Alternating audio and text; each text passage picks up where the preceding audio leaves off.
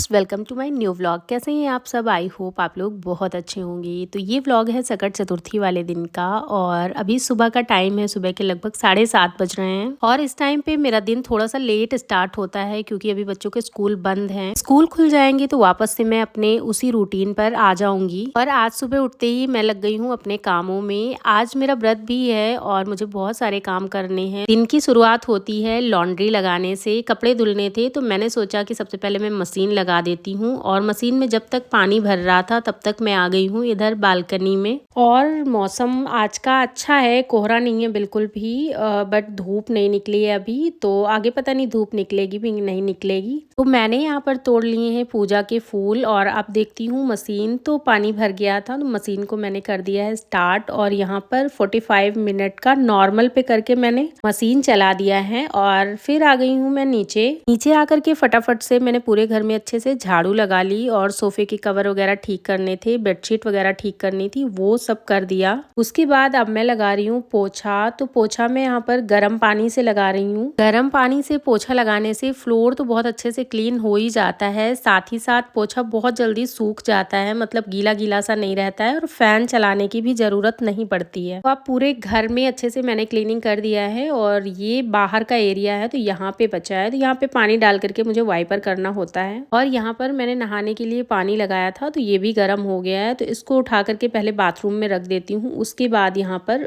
Wiper करूंगी। और अब नीचे के सारे काम निपटाने के बाद मैं आ गई हूँ छत पे। तो पहले लोड के जो कपड़े थे वो सारे हो चुके हैं और दूसरे लोड में ये बेडशीट वगैरह लगानी है, तो बेडशीट सारी मैंने डाल दिया है मशीन में और पानी का पाइप चला दिया है। जब तक मशीन में पानी भरेगा तब तक पहले वाले लोड के ये जितने भी कपड़े थे इनको मैं सुखा देती हूँ। और मौसम थोड़ा सा अच्छा हो रहा है, कुछ आसार दिख रहे हैं धूप निकलने की। और इस टाइम पे जब तक धूप निकलती है तब तक के शाम हो जाती है। धूप निकलते निकलते ही 3 बज जाता है। और यहाँ पर ये कितने सुंदर से फूल खिले हैं तो मैंने सोचा आप लोगों को दिखाऊं। और सुबह का रूटीन में शूट कर ही रही थी तब तक फोन का स्टोरेज फुल हो गया और इतना टाइम था नहीं कि उसको खाली करके फिर वीडियो बनाई जाए। मैंने फोन रख दिया और अपने सारे काम किए, उसके बाद फोन का स्टोरेज खाली करके फिर शाम से व्लॉग को स्टार्ट किया है। और अब यहाँ पर मैं कर रही हूँ पूजा की तैयारी। तो यहाँ पर ये पूजा के लिए मुझे सबसे पहले चावल भूनने थे तो इनको मैंने भून करके कर दिया है साइड। फिर बारी आती है तिल की। तो ये तिल मैंने सुबह में धुल लिए थे और तिल के पानी से बाल धुलने चाहिए आज के दिन। ऐसे हर जगह के रीति रिवाज अलग अलग होते हैं। हमारे इधर ऐसा होता है तिल के पानी से बाल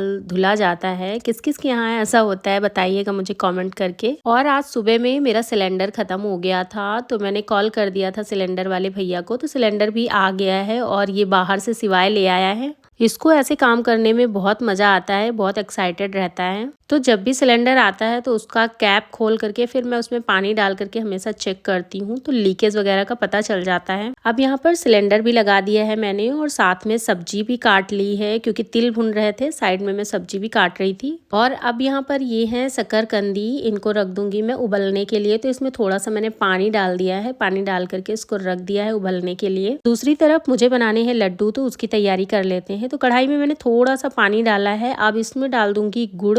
तो तिल के हिसाब से ही मुझे गुड़ डालना है, तो मैंने ज़्यादा गुड़ नहीं डाला है क्योंकि तिल भी ज़्यादा नहीं है, थोड़े ही तिल हैं। और हर बार मैं सारे लड्डू घर पे ही बनाती थी बट इस बार मैंने बाहर से मंगवा लिए हैं और बाहर से मैंने बहुत सारे लड्डू मंगवाए हैं, अभी आपको आगे के व्लॉग में दिखाऊंगी। इस बार मैंने लाई और रामदाना, काले तिल, सफ़ेद तिल और बाजरे के इतने सारे लड्डू मंगवा लिए हैं। और ये पूजा मैं 2 साल से यहाँ पे कर रही हूँ। इसके पहले मैं ससुराल में करती थी तो वहाँ पे सब लोग साथ में बैठ करके लड्डू बनाते थे और पूजा वगैरह भी साथ में बैठ करके करते थे। कोई भी त्योहार होता है तो फैमिली के साथ ही अच्छा लगता है, पर सर्दियों में इतनी दूर आना जाना, वो भी बच्चों के साथ में, तो ये बहुत मुश्किल होता था मेरे लिए। और पतिदेव का सुबह ऑफिस होता है इसलिए रात में वापस भी आना पड़ता था, तो इसलिए मैंने अब जाना बंद कर दिया है और सारे फेस्टिवल मैंने यहीं पे करना स्टार्ट कर दिया है क्योंकि साल के 365 दिन तो मैं इस घर में रहती हूँ और पूजा के टाइम पे वहाँ पे जाना, तो वहाँ पे भी सब लोग हैं पूजा करने वाले, तो इसलिए अब मैं नहीं जाती हूँ। बट जब मैं ये सारे काम अकेले करती हूँ तो मुझे याद तो आती ही है फैमिली की। फैमिली के साथ में कोई भी काम बड़ा नहीं लगता है क्योंकि सारे लोग मिल करके कर लेते हैं, तो कोई भी कितना भी बड़ा काम हो वो फटाफट से हो जाता है।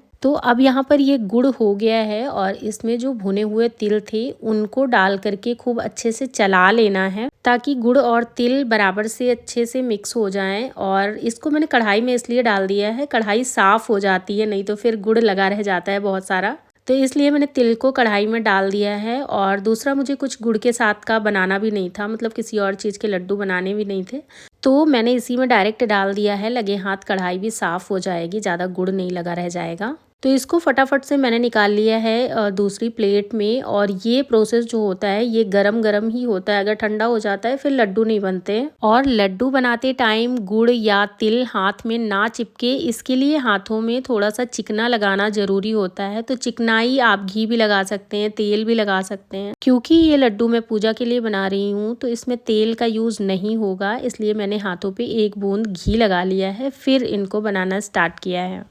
और अब मैं दिखाती हूँ आप लोगों को ये सारे लड्डू, इतने लड्डू इसमें बने हैं और देखिए सेब कितना अच्छा है और लड्डू भी बहुत अच्छे बने थे। तो मैंने ये दूसरे बर्तन में रख दिए हैं।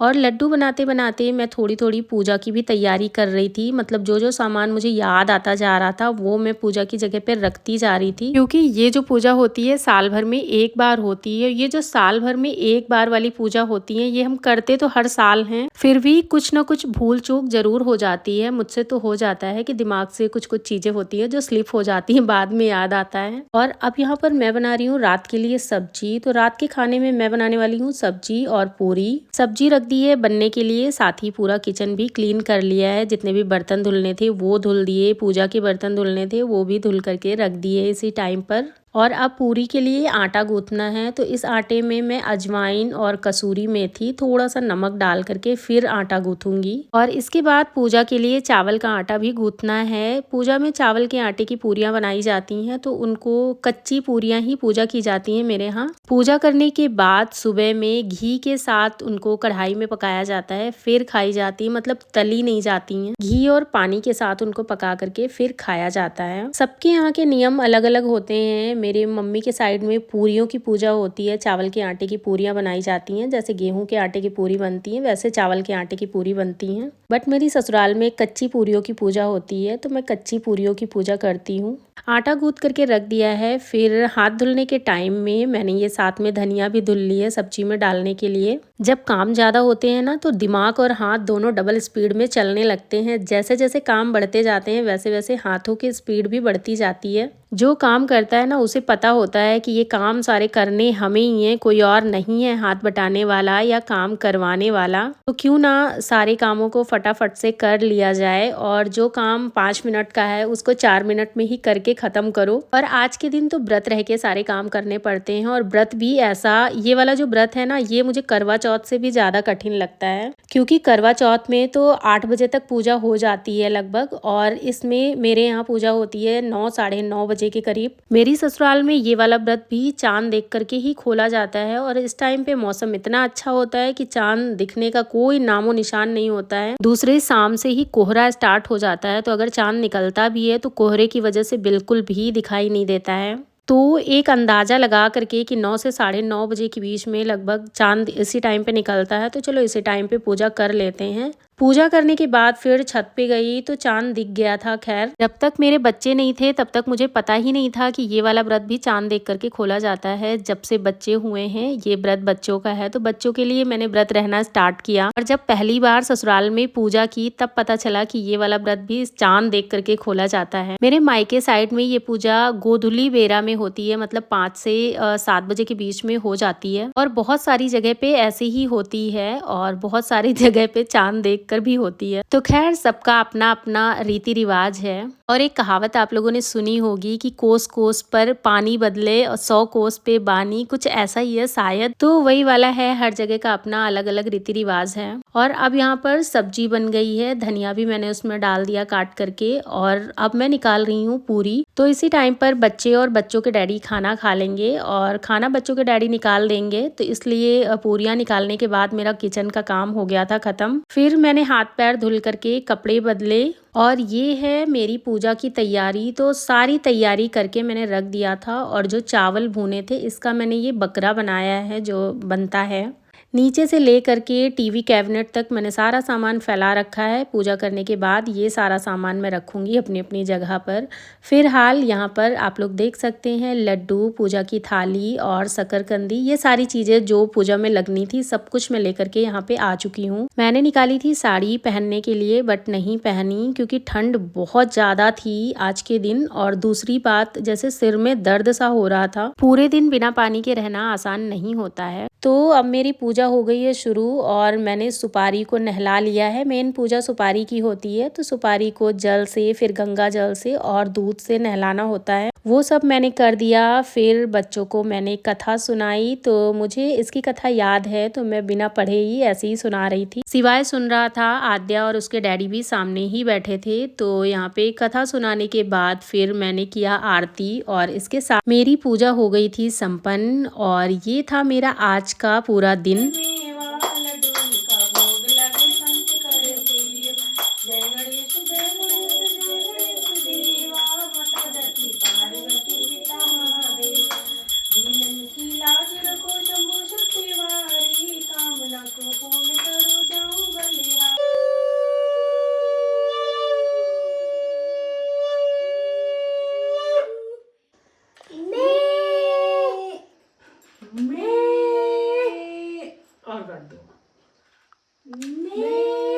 ये व्लॉग आप लोगों को कैसा लगा कमेंट करके ज़रूर बताइएगा। अगर अभी तक आप लोगों ने मुझे सब्सक्राइब नहीं किया है तो प्लीज़ सब्सक्राइब भी कर लीजिएगा।